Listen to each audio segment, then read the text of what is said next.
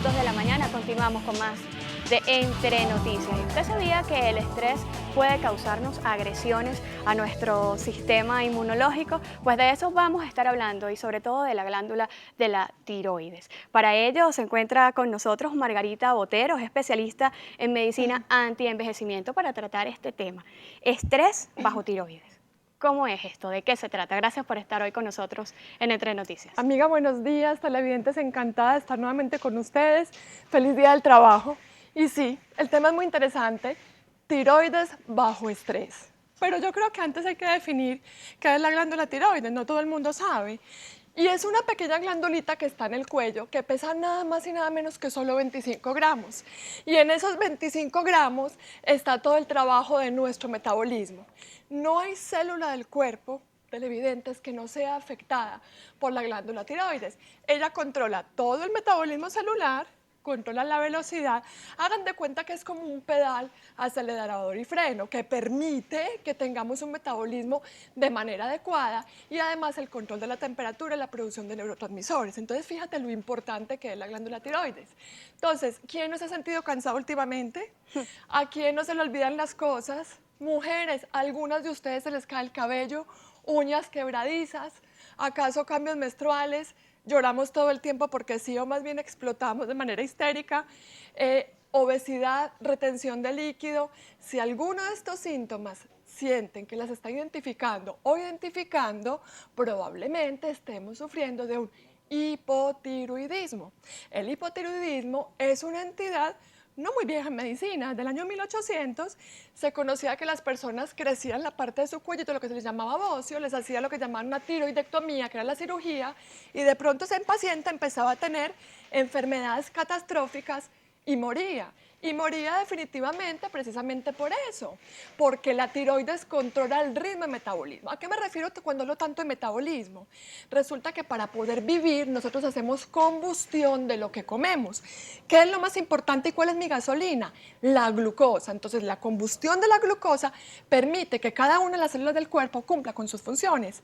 Y ese metabolismo lo controla ese pedal, ese acelerador, ese freno que es la hormona tiroidea, la glándula tiroidea, produciendo hormonas. ¿Cuáles?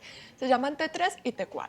Pero para fines prácticos y para que el paciente y el televidente entienda, cuando empieza a haber estrés, pero ojo, estrés no solamente es el estrés físico o el emocional o el mental, tenemos estrés fisiológico, es decir, una enfermedad, una intoxicación, una mala alimentación, falta de horas de sueño se convierten en estrés. En estrés. Entonces la glandulita empieza a trabajar más lento como los ositos cuando hibernan para tratar de guardar toda esa capacidad de enfrentar el estrés para el momento que éste baje. Entonces terminamos cansando la glándula.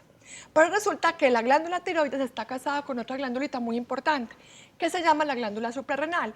Y seguramente que muchos de los televidentes no saben qué es la glándula suprarrenal. Son unas glandulitas que están situadas en la parte superior de los riñones, muy pequeñitas, y producen nada más y nada menos que 50 hormonas.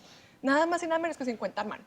La glándula suprarrenal es el gestor, es el protagonista de cómo me preparo para manejar el estrés. Cuando hay estrés, el cerebro le manda un mensaje a la glándula suprarrenal y le dice, actívate, mándale sangre al corazón, al cerebro y a las extremidades para que nos preparemos o para luchar o para huir. O sea, es la primera respuesta, la respuesta primaria del ser humano al manejo del estrés. Pero cuando todo el tiempo hay una enfermedad, hay una falla en la alimentación, hay insomnio, hay angustias, hay problemas, la glándula trabaja tanto, ¿cierto? Que llega un momento en que hay fatiga, lo que llamamos fatiga adrenal, y la glándula deja de trabajar. Entonces, cuando hay una fatiga adrenal, hay un hipotiroidismo. O al contrario, un hipotiroidismo también puede llevar a una fatiga adrenal. Por eso, televidentes, es tan importante que sepan que el estrés es el principal predictor o el principal factor para que desarrollemos hipotiroidismo. De hecho, para el doctor Brains, después de tratar 10,000 pacientes con hipotiroidismo, detectó que la causa primaria etiológica era el estrés. Pero ¿cómo manejamos el estrés? Bueno, el estrés de nosotros, el estrés desde el punto de vista emocional y desde el punto de vista físico, no lo podemos manejar. Podemos hacer catarsis del estrés, ¿verdad? Pero el estrés fisiológico sí lo podemos manejar con las claves de la longevidad. O sea, hay trabajo que podemos hacer en casa para mejorar el estrés y, por supuesto, podemos hacer trabajo del paciente con la medicina antienvejecimiento y la medicina ortomolecular para mejorar estos síntomas y tratar que no haya daños en el eje endocrino como tal. Entonces, ¿qué podemos hacer con los pacientes? Lo primero, identificar y diagnosticar correctamente los síntomas antes mencionados y hacer los exámenes paraclínicos o en laboratorio. Pero es muy importante también saber que hay hipotiroidismo subclínicos. ¿Qué significa? Un 5% de la población tiene exámenes paraclínicos en buenas condiciones, pero tiene los síntomas, o sea que es hipotiroideo, se siente mal todo el tiempo, ¿cierto? Entonces, es muy importante la parte clínica. Después de que diagnosticamos al paciente con trastornos tiroideos, empezamos a darle lo que es la hormona natural, que se llama la tirosina. ¿A qué me refiero con eso? Hay muchas reacciones bioquímicas importantes. Para poder formar hormonas tiroideas, la tiroides necesita de una cosa muy importante, que es un oligoelemento llamado el yodo. Y resulta que el yodo nosotros lo absorbemos de la dieta, de la alimentación, en forma de yoduro. Cuando llega a la sangre, las celulitas de la tiroides absorben este yoduro y lo combinan con un aminoácido muy importante llamado tirosina. Y así producen la T3 y T4, que son las hormonas tiroideas. Entonces, cuando hay deficiencias de yodo en la alimentación, es una de las principales causas de tener hipotiroidismo. Entonces, ¿qué hacemos? Le damos al paciente la tirosina tomada, o también por soluciones endovenosas que permiten que le demos a ese paciente oligoelementos como selenio, como yoduro, como la tirosina, que son aminoácidos, o la fenilalanina, que es el precursor de esta tirosina, para que podamos empezar a minimizar los efectos y los síntomas producidos por el hipotiroidismo. Eso es una primera manera, ¿cierto? Pero la otra muy importante es qué alimentos le vamos a dar al paciente. Correcto, una dieta específica. Exactamente, donde vamos a quitar los disruptores endocrinos, que son alimentos antitiroideos, por decirlo así, como por ejemplo algunos que tienen unas sustancias que impiden la absorción del yodo de la dieta. Esos son, por ejemplo, los nabos, la famosa coliflor o las espinacas y la zanahoria. No quiere decir, televidentes, que no la podemos comer, pero la podemos comer cocida para que quitemos estos tiosanatos, que son las sustancias que impiden la absorción del yodo, ¿cierto? Entre otras cosas, el complejo B. El complejo B es importantísimo porque participa en esta formación y en este trabajo enzimático de poder producir hormonas tiroideas. Entonces, ¿dónde encontramos alimentos con vitaminas B, sobre todo la B6? En los mariscos, en los frutos secos, en las semillas de calabaza, en las semillas de sésamo, en las carnes en general. También necesitamos darle al paciente, aparte del complejo B, selenio, magnesio, manganeso y zinc. Entonces, eso lo podemos manifestar en la dieta, lo podemos dar en la dieta, en la alimentación, pero también lo hacemos desde el punto de vista ortomolecular, por medio de soluciones endovenosas especiales. Usted mencionaba algo muy importante, Ajá.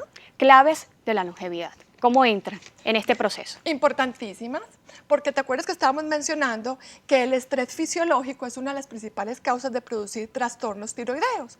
Entonces, somos lo que comemos. El ser humano es lo que come, ¿verdad?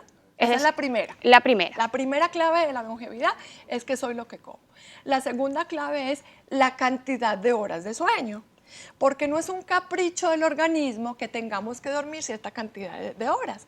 Resulta que cuando estamos dormidos, nosotros los seres humanos desarrollamos una gran cantidad de actividades metabólicas que no se realizan, ¿verdad?, en el momento de la vigilia, sino que tienen que ser cuando estamos dormidos. Entonces, la segunda clave. La tercera clave es la catarsis adecuada que hacemos del estrés. ¿Cómo hago yo para liberar ese exceso de cortisol, de adrenalina y de noradrenalina que produzco del punto de vista, sea por una enfermedad o por un estrés mental o por un estrés emocional? Y luego es, ¿qué actividades hago para el deleite? ¿Cómo me desarrollo? ¿Cómo estoy bien? ¿Cómo vivo en familia? Y la otra clave muy importante es la detoxificación y la desintoxicación, que tiene mucho que ver con la tiroides, porque la glándula tiroidea es una glándula muy sensible a los tóxicos del medio ambiente y nos hemos encargado, Josie, de contaminar el medio ambiente. ¿A qué me refiero? A radiaciones, a ionizaciones, por ejemplo, las que dan los microondas, todo lo que son pesticidas, todo lo que se usa como productos tóxicos agrícolas, también todo lo que se usa en la cocina, como las sartenes antiadherentes. Ellas van a soltar no solamente aluminio o una cantidad de metales pesados que podemos absorber, como también el mercurio, que lo utilizan los pececitos después de que contaminamos los mares, sobre todo el atún, un pez de una boca muy grande que está en alta mar, absorbe grandes dosis de mercurio. Entonces, la glándula tiroidea es una glándula que es muy sensible a los metales pesados y, por ejemplo, al flúor, el flúor que está en la pasta de diente y en algunas pinturas, en algunos productos de peluquería, también la parte de estrógenos. ¿Por qué es muy importante? Porque el flúor va a desplazar al yoduro de la alimentación. Entonces, si no hay yoduro, no hay hormonas tiroideas, no hay T3 y T4. Se estima que 40% de la población femenina sufre de tiroides y solo 5% de los hombres sufren de ello. ¿Por qué sucede esto? Pero me lo responde en la próxima parte. Nos vamos a la pausa y ya regresamos con más.